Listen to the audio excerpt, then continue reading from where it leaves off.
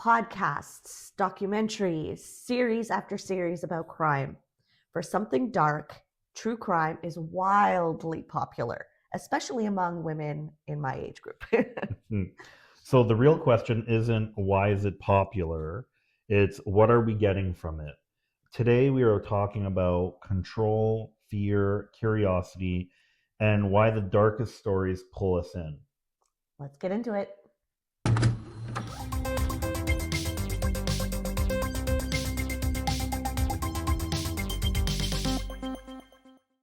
Why does it feel so gripping? What is it so exciting about true crime? What's the difference between true crime and like crime? Like I don't understand like what's the Okay, so like let's take your favorite show, Dead Boy Detectives. Okay. It's obviously crime, they're solving crime, but it's fiction. Okay. Okay. True crime would be Dateline. Okay. Telling a story about like it's a real thing. It is a real story. Okay. And it's being either reenacted in like a movie format or told in like an interview style. Like there are many formats of the true crime genre. But so like for example, even some of the Netflix series like this is what happens when you film and you don't eat breakfast. My brain. Ed Gaines or come on, those real life serial killers from like the 70s and 80s that are Ted Bundy? Maybe, right? Like there's different ones that are showing up on Netflix series. Mm-hmm. Those would be true. I would consider that a true crime because it's based on fact. Right. Yeah. Okay. So that kind of thing. Now I get it. You can see how much true crime I watch. Well, you can see how much true crime I watch. But why do you think people like why, especially women? I obviously don't want to take away from anybody else, but I think it's a real thing with women. True crime series. As a woman, I find it fascinating. I find it weirdly calming. Like I listen to like Dateline podcast while I'm working or, doing chores around the house. I don't know. Like I don't know. Well, I think when we have the life we live and we, which is usually very calm to a degree, there might be chaos, but it's like, it's good chaos. It's not like, So you think we're watching it to fill a drama? Well, I think we watch anything to like, feel something. Oh, okay. I mean, guys will watch, a Fast and the Furious movie or something, and then when they get in their car, they're all like pumped up. They want to okay, it's time to race, or whatever. That's true. I mean, I think it, movies and stuff, they do something for us. And yeah, I think that it's like that movie, the series I got into, Killing Eve, with Villanelle. And it's like, she was obsessed with Villanelle because it was so exciting. And I don't know. I guess that maybe is part of it. It's very exciting to listen to these things. It's not happening to you personally, so that's also a bonus, right? Yeah. But yeah, I think that it's exciting for people. I also think another reason is awareness. Like, okay, so you know that horror movie, Urban Legend? No. Oh. Okay, never mind. You don't know that? Let's pretend I do. What about it?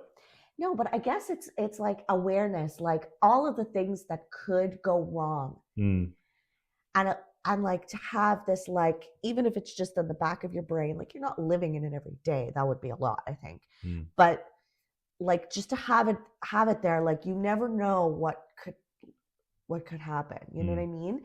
And I also think like we always feel the safest in our spaces, right? Our homes, mm, our cars, certain people, like we always feel like safest. And it really, like, it terrifies me because all true crime happens in what people think are their safe spaces. mm, Do you know what I mean? yeah. So it's almost like encourages you to have like one guard up all the time. Mm, I don't know. mm. Well, yeah, no, I think that makes sense what you're saying. I think that, maybe without getting too dark, to your question as to why people like it, maybe it's because there's something about how intelligent some of these serial killers are, Or even just plain killers, yeah. who can kind of evade or trick so many. And I think there's something interesting about that, Like the psychology behind it. the psychology behind it, but also about the listener, because Yes. I feel like maybe there's even this is going to sound crazy. Hopefully, I don't get a knock from the cops, but like maybe there's a bit of envy, almost a slight bit of envy, almost like, man, like if I had the balls, like how this person, man or woman, is able to do that, get away with it, have no one realize that they're doing it, and kind of live a double life. I think that some people that Yeah. excites them, but you would never have the stomach to go ahead and do it, Yeah. and I think that maybe that's part of the reason why a lot of people love those things, because there's a little dark place inside of them that's kind of saying, huh. I think we all have a dark place Well, we inside of do. us. Yeah. All of us. Mm-hmm. Every single one, man, woman, and child. That, but it really, it's all dependent on if we tap into it. And we can choose to tap into it or not tap into it. Mm-hmm. It's a choice. I really do think, I for think the I most think part. I think some people have no choice, but yeah. Yeah, I think there's mental illnesses can be a big factor in that as well. But for the majority of us, like I could choose to be a real bitch and do all kinds of nasty things Mm-hmm. to people because I feel like it, but I don't because it's wrong and I'm a good person, and you know what I mean? Mm-hmm. Like, so yeah. But I think I like what you said, actually, and I agree with you. It's like there's some sort of like the psychology behind why people do what they do, I think, is what's fascinating. Mm-hmm. And crime is just,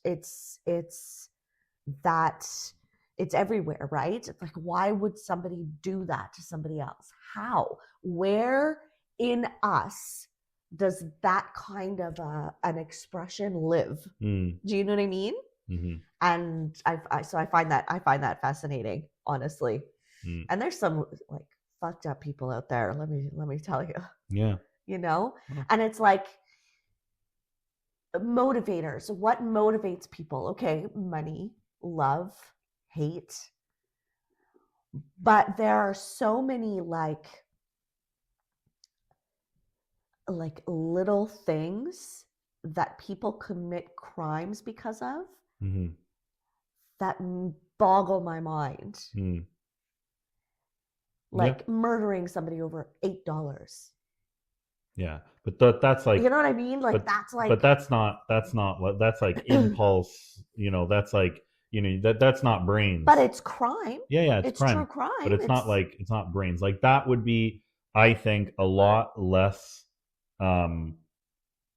interesting for people compared to someone who's doing it because they have this childhood trauma situation and Oh, like, I you find know. it all fascinating, Josh, to Mm, be honest. I understand where you're coming from, though. Like, I think there's much like deeper levels to it mhm. that can be a lot more interesting. I get that, Like but I personally find it someone all getting interesting. shot at a dep for $100 in the cash register doesn't Yeah. interest me. Mm. Like it's But sad. you want to know what's going on in the mind of, like, the happy face killer, or Yeah, like like, for example, like I could be a killer and no one knows. And so that would be a story. How is this Josh dog trainer like, and then when they go interview everyone would be like, Josh? yeah. Josh is like, like there's no We way. never knew. There's no way, Josh And is then like, there's Lisa in the corner in the interview. I knew at the age of 8. but I'm just kidding. so like that, that I think is a little bit more like, wow, how did this guy or woman fool everyone? Yes. To me, that's what's interesting, even though I don't watch true crime. Mm. But maybe I do, and I haven't realized. I'm sure maybe there's a couple where it's like, at the end, it's like based on true events, Yes. and you're like, oh fuck, Yeah. like shit, that was a Yeah. true story, Yeah. shit, Yeah. or whatever. Yeah. Yeah. Yeah. It's crazy. Anyway. Okay. Do you remember Unsolved? Like, this is for sure something you remember. Unsolved Mysteries in the 90s. Of course. Okay. And early 2000s. I think it went to the early 2000s, eh? I think so. And then it has had a resurgence in recent years on Netflix. Just listening to the intro theme scared the shit out of me. Don't even get me started on like Robert Stack and how creepy he was. But like, there was just something, and even though it terrified me, I had to stay up and watch. Even though I knew it would be hard for me to fall asleep after because I was terrified. Like, did you ever feel that? Like, growing up? I probably did. I just don't remember. You don't remember, eh? But I do remember Unsolved Mysteries and the guy, like the host, and I do remember that. I do remember that. Yeah. So we grew up with, like, in the 80s and 90s, right, where it was like stranger danger was everywhere. We had like missing kids on milk cartons. We had, like lock the key, like lock the door behind you. Don't open the door for anybody if you're home alone. Like all of those things, which, to be honest, is still true now. But I think like there was just something about like growing up with that fear that like did something to us. What do you think? Yeah, I think so. I think there was definitely like almost like it's attractive. Like there's something attractive about the fear of it. Am I nutso? No. Am I cuckoo? No, I don't think so. No? No, I think we're all cuckoo. But because I don't know, I feel like, even though, but here's the thing, like I don't like watching horror movies, but I'll watch a true crime story and not blink. It's different. But it isn't different. If you think about it, I should be more afraid of the true crime because shit like that can actually happen. Yeah, but that's why we're afraid more of the horror, because it feels so real. Like can you imagine if if that dude got a hold of you, Chainsaw Massacre there, and that Isn't guy, that actually a true story? Oh, sorry, not that. I meant Saw. Sorry, Saw. Oh yeah, that's shit. Like, can you imagine if you woke up and little fucking TV goes on and you're strapped to something, and I would be like, that guy, fuck me. Yeah, that guy deserves, like, I know he's not real necessarily, but shit like that could happen, right? Yeah. In real life. It's not like an impossibility. And like that person or people, whoever commit those kinds of crimes, really do need to have their brain studied. Yeah. Because that shit's fucked up. But like that's what I mean, so like that's why that is so much in my eyes, so much scarier than, I don't know, someone, breaking into homes and then killing people. Yeah. because it's a whole different level of cuckoo-ness. Yeah. So, Right. Okay, but like, so let's go back to Dead Boy Detectives because I only bring that up because I know that you love that show, and it kind of fits this theme. So, what is it about that show that you love? well, I love anything that deals with underdog. Okay. Anyone that is an underdog, those are the type of films, shows, etc. that I get attached to. And so they're the underdogs. They're cheating death right now to try and help others because they got cheated. And Okay. so, it's So it's not necessarily the true crime aspect that brought you to the show. no. Okay. Well, I don't know what to say then. All right. So do you think that we feel guilty for being entertained by somebody else's like bad experience or horror, or like their somebody else's worst day of their life kind of thing? I think if that was the case, then it wouldn't be on TV all the time. I think they do that because of how much we like it. So no, I don't think people feel guilty. I think maybe they feel for the person. Oh, absolutely. Empathy. Yeah. Yeah, empathy and all of that. But I think that's why everyone loves watching or listening to true crime. Yeah. Trying to think, like, I don't ever think that I definitely have empathy when I watch or listen. I learn things, I guess. Like, not just how it could be done, but how you can escape, Mm, how you could save yourself, how the system works, the legal system works after the crime, mm, right? Like, there's a lot of I think what sticks out to me too a lot when I watch or listen to true crime is how faulty the system is, the legal system. mm. Moving on. All right, so let's do our next segment, which is a curiosity or caution. It's kind of like a this or that. Okay. Okay. So, do you want to stay informed or avoid dark content? Stay informed, I guess. Mm. I agree. How about empathy for victim or fascination with motive? Oh shit, both. But I'm gonna say empathy for victim first and foremost, for sure. Okay, okay.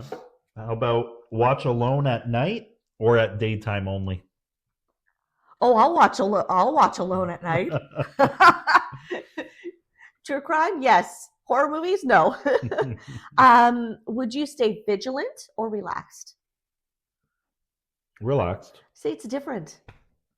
It's different. Man, woman, it's different. I'm telling you, there's no relaxed. I'm walking to my car with, key in my fist, ready to like pounce should anybody like try anything with me. No, I'm serious. Always stay in the lit side of the street when you're walking down. I used to feel like that when I was younger, Yeah. but not so much anymore. You know? Yeah. Well, if it happens, it happens. Oh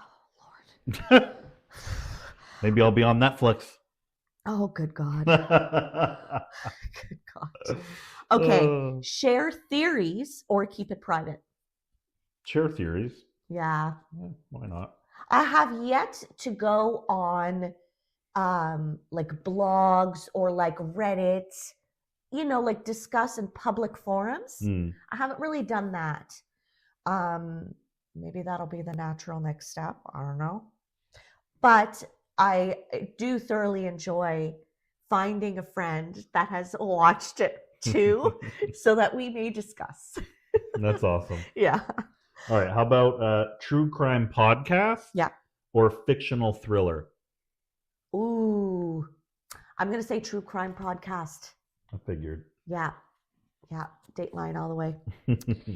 All right. Well, maybe our obsession isn't about darkness. Maybe it's about trying to understand what feels unpredictable in a world that already feels unstable.